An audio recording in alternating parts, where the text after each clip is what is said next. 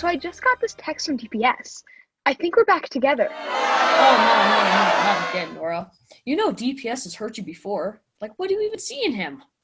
Yeah, I just don't want to see you get hurt again, Nora. Remember July? You were a mess. And this time is different.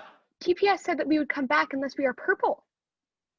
Remember October? It took you 8 pints of Ben & Jerry's to even get downstairs. Guys.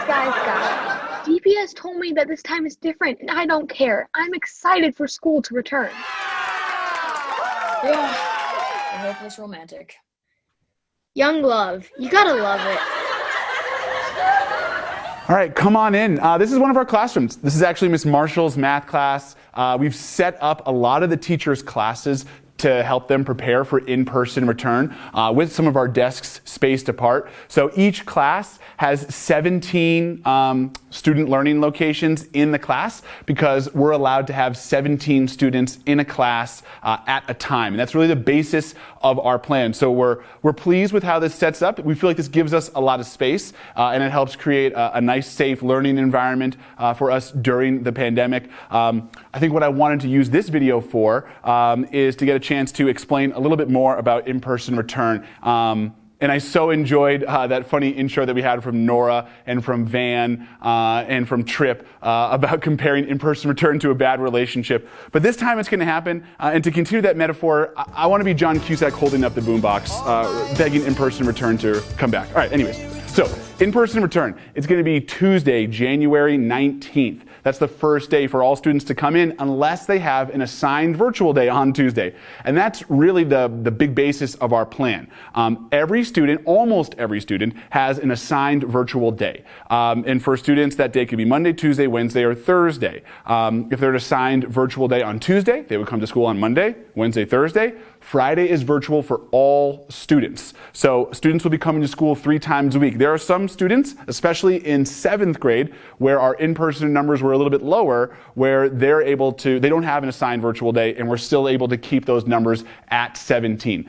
That information is in the Thursday folder, definitely worth looking up. Also in the Thursday folder is the schedule. You can find which cohort your students have, and then see their schedule. Students are going to be learning in the same group, but they are going to be traveling class to class, which is great for us because then we can leverage our science lab, leverage our music room, leverage our gymnasium for the classes, so we can really take advantage of the great spaces that we have. Some other information I just want to kind of rattle off for all the families. The Monday through Thursday is 8:40 till 3 p.m. You can arrive between 8:20 and 8:40. 7th graders are going to enter through the same door they did last year, off the blacktop next to the big Denver Green School sign. 6th graders are going to be coming in our new entrance on the east side of the school where the addition was.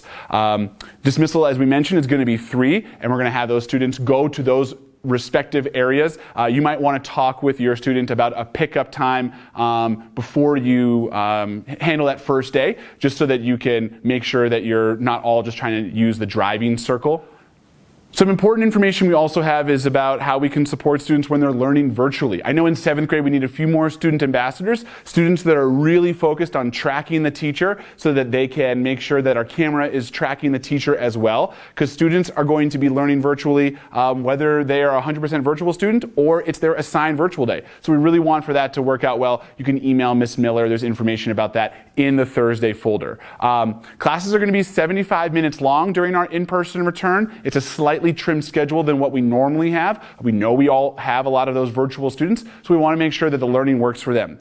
To make sure that all the students have the information that they need, there's going to be a student orientation on Thursday, January 14th at 9 o'clock. So our teachers are going to be preparing for in-person returns, setting up their rooms further, doing their planning. Mrs. Miller and myself are going to be meeting with all of the students, in person and virtual, and just explaining all of the procedures, wearing masks, how we're walking, hand washing, all of those steps. That's going to be on a Thursday Zoom on January 14th at 9 a.m. There are no classes on that Thursday and Friday because teachers are preparing. The reason for that is we're doing the earliest in-person return that the district allows. So Tuesday, January 19th is the first time that secondary schools can let in students. Some schools are staggering that all the way until February.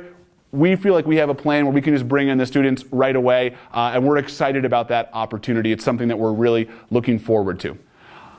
One thing to know about our Virtual Friday schedule is that it is from 9 a.m. to 1:20. So all students are going to be virtual on those Fridays, and it's that half-day Friday as we normally have throughout the school year. A couple other pieces of information.